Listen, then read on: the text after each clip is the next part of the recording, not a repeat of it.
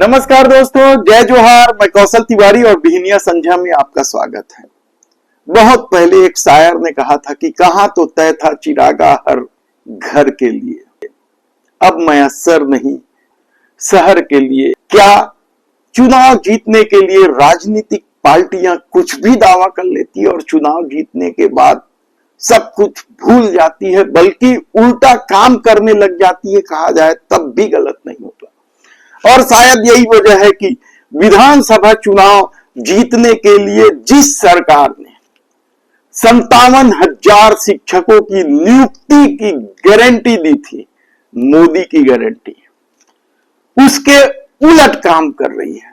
और यही नहीं, लोकसभा चुनाव के समय तो भरे विधानसभा में दावा किया गया था 37,000 शिक्षकों की भर्ती का बजट भी तैयार हो गया है। लेकिन 15 माह बीत जाने के बाद भी यदि डबल इंजन की सरकार शिक्षकों की नियुक्ति का एक विज्ञापन भी जारी नहीं कर पाया है, तो इसे क्या कहेंगे? इसे क्या कहेंगे छोड़िए, बल्कि ये सोचिए कि चुनाव जीतने के लिए 57,000 शिक्षकों की नियुक्ति की जो मोदी की गारंटी थी, उसके उलट अब ऐसा काम कर रही है कि 32,000 पद एक ही झटके में समाप्त हो जाएंगे। मामला युक्ति युक्तकरण का है। इन दिनों शिक्षा विभाग में बड़े पैमाने पर युक्ति युक्तकरण चल रहा है।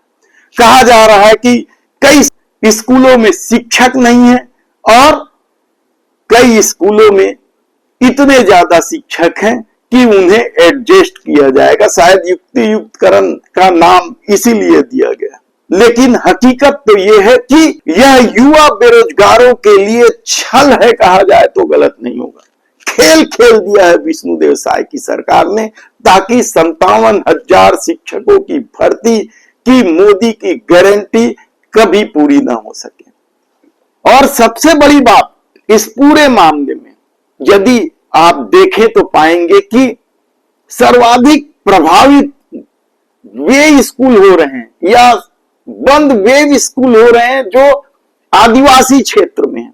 और शिक्षा मंत्री भी आदिवासी है, मुखिया भी आदिवासी है, वन मंत्री भी आदिवासी है, कृषि मंत्री भी आदिवासी है। और उसके बाद भी आदिवासी क्षेत्र में स्कूल बंद हो रहे हैं, मर्जर किए जा रहे हैं, बच्चे कम हैं के नाम पर, तो आप समझिए कि प्रदेश में डबल इंजन की सरकार किस तरीके से डबल धमाका कर रही है। और इस पूरे खेल में किसकी भूमिका है कहना मुश्किल है, क्योंकि यदि शिक्षा विभाग खुद मुखिया के पास हो, यानी छत्तीसगढ़ के मुख्यमंत्री के पास हो, और इस तरह का खेल चल रहा है, तो आसानी से समझा जा सकता है कि इस खेल में सबसे ज्यादा कोई प्रभावित हो रहा है तो आदिवासी क्षेत्र हो रहा है, आदिवासी बच्चे हो रहे हैं।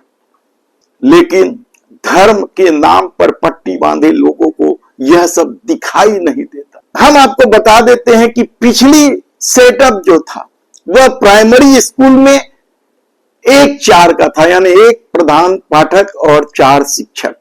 10 से कम बच्चे वाले स्कूलों की संख्या 4,000 थी।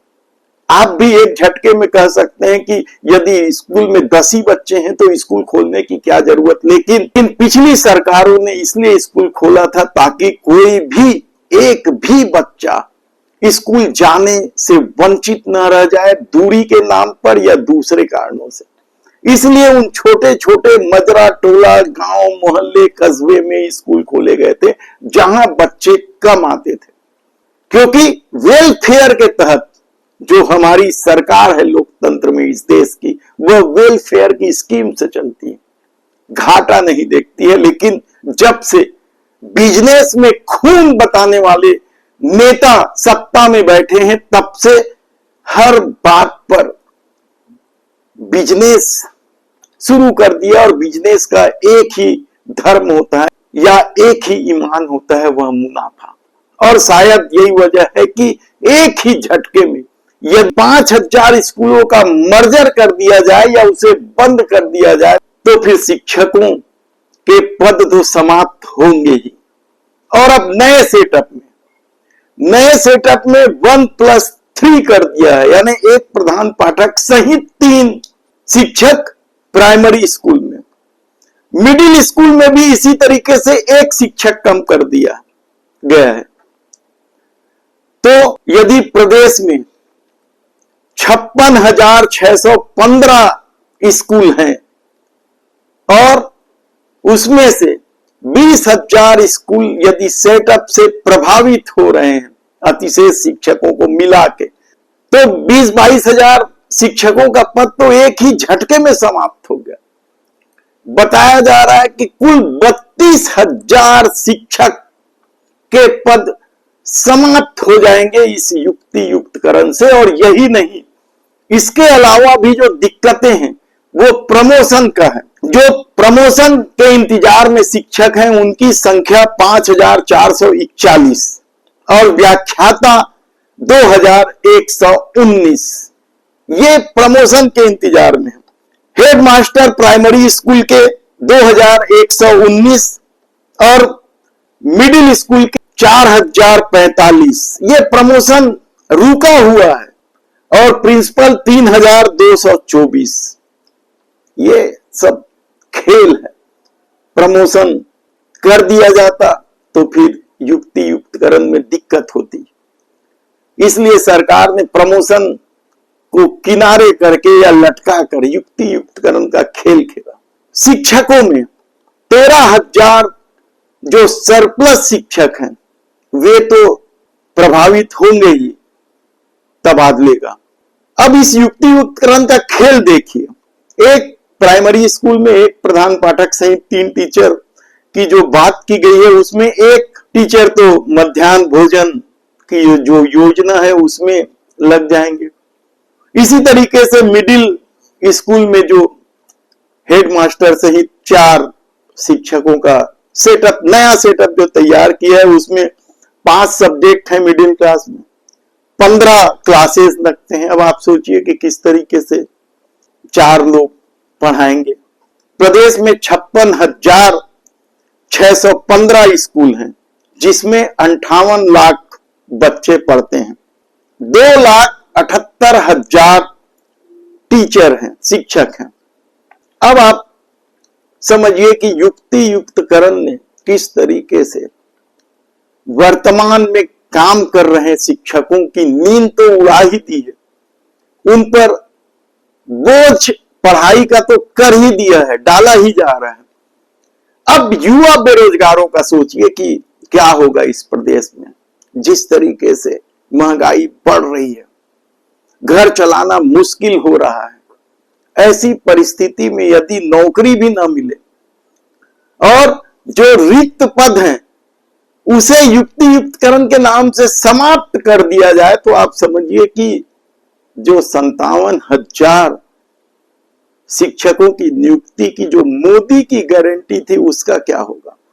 और शायद यही वजह है कि इस मामले को लेकर शिक्षक संघ के अध्यक्ष हो या टीचर एसोसिएशन से जुड़े जितने भी संगठन हैं, वे सब इस युक्ति युक्तकरण का विरोध तो कर रहे हैं, लेकिन खुलकर इसलिए नहीं आ पा रहे हैं क्योंकि सत्ता की अपनी ठसक है, अपनी धमक है। हर कोई सत्ता से लड़ ले ये आसान नहीं है। और ये बात इस दौर में लोगों ने देखा है कि किस तरीके से हर आंदोलन को लंबा खिंचवाकर सरकार ने उस आंदोलन को तोड़ने की कोशिश की, चाहे अनियमित कर्मचारियों का मामला हो या बीएड शिक्षकों का मामला हो, सहायक शिक्षक, उसका अपना खेल है। 6वीं किस्त जो जारी हुई है और किस तरीके से 1,000 से ज्यादा नियुक्तियां लटकी पड़ी है। दावा तो था समायोजन कर देंगे विज्ञान सहायक प्रयोगशाला के पद पर, तो लेकिन जो सूचियां निकल रही हैं 1, 2, 3, 4 और 6वीं सूची आते आते क्या सत्ता ने कोई खेल खेल दिया। इस पर हम विस्तार से चर्चा करेंगे, हमारी टीम लगी हुई है, एक एक जानकारी की जा रही है। लेकिन युक्ति युक्तकरण को लेकर जिस तरीके का खेल सरकार ने खेलना शुरू कर दिया, उससे यकीन मानिए कि एक ही झटके में यदि 30-32 हजार पद समाप्त हो रहे हैं तो फिर इस प्रदेश में रोजगार की आस में बैठे युवाओं का क्या होगा? क्या एक बार फिर बेरोजगार युवाओं को छलने का खेल शुरू हो गया है और उसका नाम युक्ति युक्तकरण है। धन्यवाद।